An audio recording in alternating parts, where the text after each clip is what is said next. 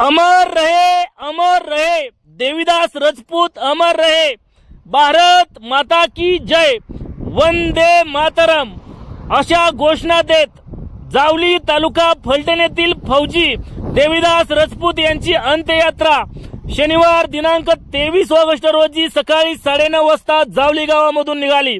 यामध्ये जावली गावातील सर्व शाळांमधील विद्यार्थी तसेच मधोजी कॉलेज एनसीसी विभागातील विद्यार्थी, कोलवडकर करिअर अकॅडमीचे विद्यार्थी, जावली ग्रामस्थ हजारोंच्या संख्येने आपल्या या लाडक्या फौजी बांधवाला निरोप देण्यासाठी सहभागी झाले होते।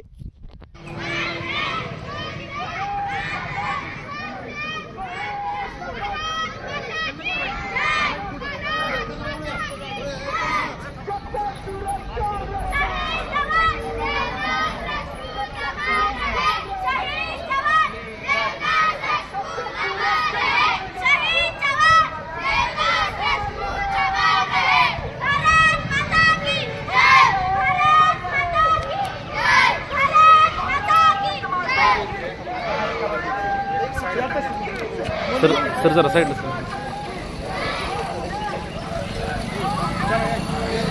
तुम्ही इकडे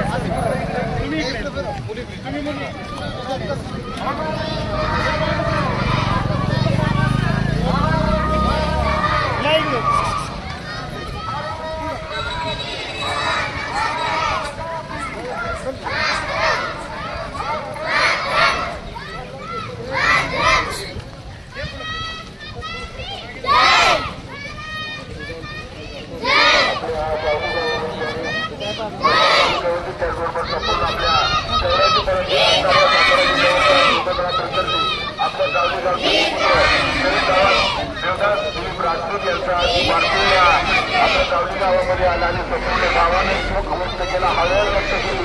आपल्या ज्यांनी आपल्या भारत देशाच्या रक्षणासाठी आपला आश्वास सोडला, असापलं राजस्थान दोस्ती त्यांचं या ठिकाणी त्यांना वीरमरण आलेलं आपल्या जावली गावावरती शोककाळ पसरली। ज्या सामान्य कुटुंबातून आलेला हा आपल्या भारत देशाचा जवान फौजी म्हणजे आईने त्यागलेला कर्ण, असा कर्ण आपल्या आईची सेवा करण्यासाठी, त्याचबरोबर आपल्या जन्मदात्या आईची सेवा करत असताना आपल्या भारत मातेची सेवा करण्यासाठी, या भारत मातेच्या सेवेसाठी त्या वीराला वीर म्हणून आले। त्या भारत मातेनं आपल्या वीराला आपल्या आवेशामध्ये घेतलं, असा हा आपल्या जावली गावचे वीर देवदास दिलीप राजपूत यांचं या ठिकाणी पार्थिव शासकीय इतमामध्ये त्यांच्यावरती अंत्यसंस्कार होत आहे आणि संपूर्ण जावली गाव या दुःखामध्ये सामील आहे।